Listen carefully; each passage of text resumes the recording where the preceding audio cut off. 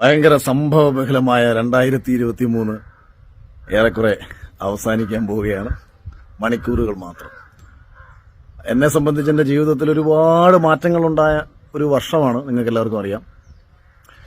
പിന്നെ ഇന്നേ ദിവസം, ഇന്നല്ല നാളെ 31-ന് എൻ്റെ സിനിമ റിലീസായ ദിവസമാണ്.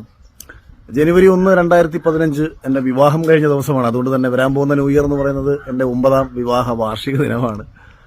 2015 വിവാഹത്തിന് തലേന്ന് നടന്ന കഥകളൊക്കെ ഞാൻ നിങ്ങൾക്ക് പറഞ്ഞിട്ടുണ്ടല്ലോ. ആ വീടാണ് ഈ കാണുന്നത്. ഈ സംഭവപരമായ വീട്ടിലായിരുന്നു ഞാൻ ആ പറഞ്ഞ കഥകളൊക്കെ നടന്നത്. പിന്നെ ഇപ്പോഴും ജീവിതത്തിൽ ഈ ഫിനാൻഷ്യലി ഞാനൊരിക്കലും പ്രതീക്ഷിക്കാത്ത വിധം ചില മാറ്റങ്ങൾ ഉണ്ടായതൊഴിച്ചാൽ, ഞാനെന്ന് പറയുന്ന വ്യക്തിയിൽ വലിയ മാറ്റങ്ങളൊന്നും ഉണ്ടായിട്ടില്ല എന്ന് വിശ്വസിക്കുന്ന ആളാണ് ഞാൻ. അപ്പോഴും എന്തെങ്കിലുമൊക്കെ കാരണവശാൽ എന്തെങ്കിലുമൊക്കെ അഭിപ്രായങ്ങൾ പറയുമ്പോൾ പാടാതിരിടാ മിണ്ടായി ഇനി എൻ്റെ മക്കളോടത് പാട്ട് പാടും. അപ്പോൾ എന്തെങ്കിലുമൊക്കെ ചേഞ്ചസ് നമ്മുടെ അടുത്ത് വരുമ്പോൾ നമ്മുടെ ജീവിതത്തിൽ ഞാൻ എപ്പോഴും ഡിസിഷൻസ് ഭയങ്കര സ്ട്രോങ് ആയിട്ട് എടുക്കുന്ന ഒരാളാണ്. അതുകൊണ്ട് തന്നെ നോ വളരെ കോൺഫിഡൻ്റ് ആയിട്ട് മുഖത്ത് നോക്കി ഒരാളെന്ന് പറയും.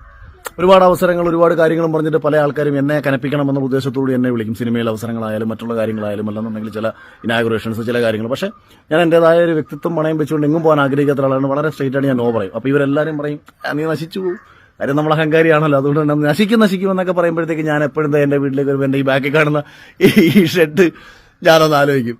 അതുകൊണ്ട് ഞാൻ കുറേ കാലം എന്താ ഈ ഷെഡിൽ കിടന്നുറങ്ങിയ ആളാണ് സിനിമയുടെ കുറച്ച് കാലം മുന്നേ.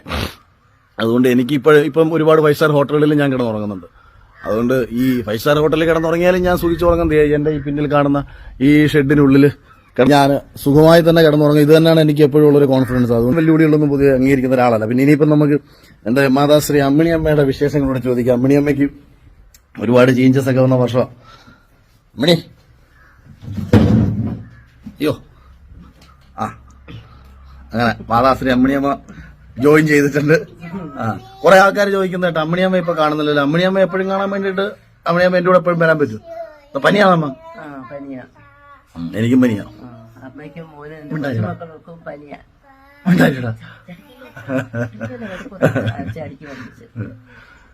പിന്നെ അമ്മ നിങ്ങൾ ഇപ്പോഴും മറ്റേ തൊഴിലുറപ്പിന് പോവാന്ന് ഞാൻ എന്താണ്ടൊക്കെ ഭയങ്കര പൈസ ഉണ്ടായിട്ട് നിങ്ങളെ തൊഴിലുറപ്പിന് വിടുവാന്ന് കുറെ പരാതി വരുന്നുണ്ട്. നിങ്ങൾ തൊഴിലുറപ്പ് അടുത്ത വർഷം നിർത്തുവോ? ഇല്ല, ഒരിക്കലും ഇല്ല. എന്റെ മോൻ ഏത് നിലയിലെത്തിയാലും എത്ര പണം സമ്പാദിച്ചാലും എന്റെ ആരോഗ്യസ്ഥിതി വയ്യാതാവുന്നത് വരെയും ഞാൻ തൊഴിലുറപ്പിന് പോകും. ഇന്നലെ വരെ ഞങ്ങൾ എങ്ങനെയാണോ ജീവിച്ചത് നാളെയും അങ്ങനെ തന്നെ ആയിരിക്കും. ഇത് ആരോടും പറയാം, നിങ്ങൾ നോർമലി അങ്ങ് പറഞ്ഞാൽ മതി. വലിയ അഭിനയിച്ച് പറയേണ്ട കാര്യമൊന്നുമില്ല. മനുഷ്യൻ സംസാരിക്കുന്ന രീതിയിൽ സംസാരിച്ചാൽ മതി. നാളെ അപ്പോ മറ്റേ ഞാനിത് എടാ പിന്നെ പാട്ട് പാടിയാൽ നിന്നെ എടുത്ത് ഞാൻ കാട്ടിക്കളയും. നിനക്ക് പെട്ടെന്നൊരു പാട്ട് വന്നേക്കുന്നു മിണ്ടരുത്. അത് എന്റെ മക്കളാണ്. നബി ഹായ് പറഞ്ഞ, പിങ്കു ഹായ് പറഞ്ഞ. ഓ അവന് ഹായ്.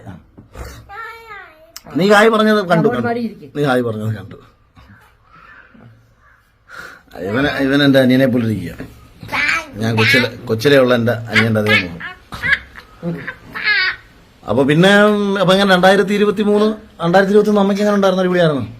വളരെ സന്തോഷം നിറഞ്ഞ ഒരു വർഷമായിരുന്നു. എന്റെ മോൻ ബിഗ് ബോസിൽ നിന്നും വിജയിച്ചു വന്നതിലും ഒരുപാട് ആൾക്കാരുടെ ആരാധനയും സ്നേഹവും ഒക്കെ എന്റെ മോനും എന്റെ കുടുംബത്തിനും ഒക്കെ ഉണ്ടായിരുന്നു. അപ്പൊ 2023 എന്ന് പറഞ്ഞാൽ നമുക്ക് മറക്കാൻ പറ്റാത്ത ഒരു വർഷമായിരുന്നു.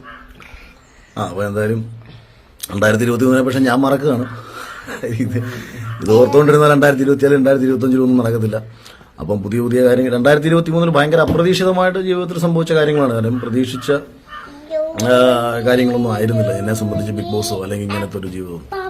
അപ്പൊ ഇങ്ങനെയൊക്കെ സംഭവിച്ചു. ഇതൊക്കെ ഈശ്വരനെ പോലെ കാണുന്നു. പിന്നെ ഇനി അയ്യോ എന്റെ അമ്മൂമ്മ സാരി അകത്ത് കാലൊടിഞ്ഞ് കിടപ്പുണ്ട്.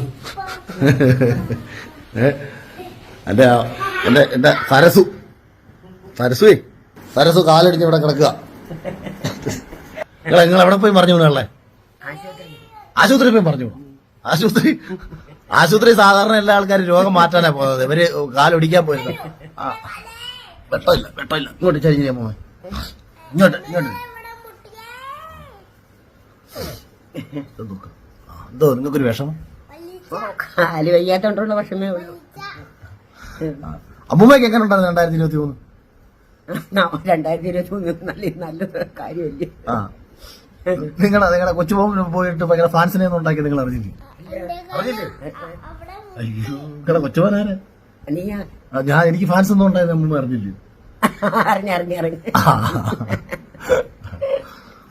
അപ്പൊ എന്തായാലും എല്ലാവർക്കും മുന്നോട്ടുള്ള വർഷങ്ങൾ നന്നായിരിക്കട്ടെ.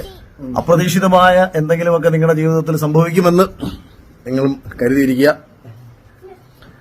അപ്പം ഒരു ദിവസം മുന്നേ, ന്യൂ ഇയറിന് ഒരു ദിവസം മുന്നേ, ഞാൻ എനിക്കിങ്ങനെ 2 ദിവസം പോണേ.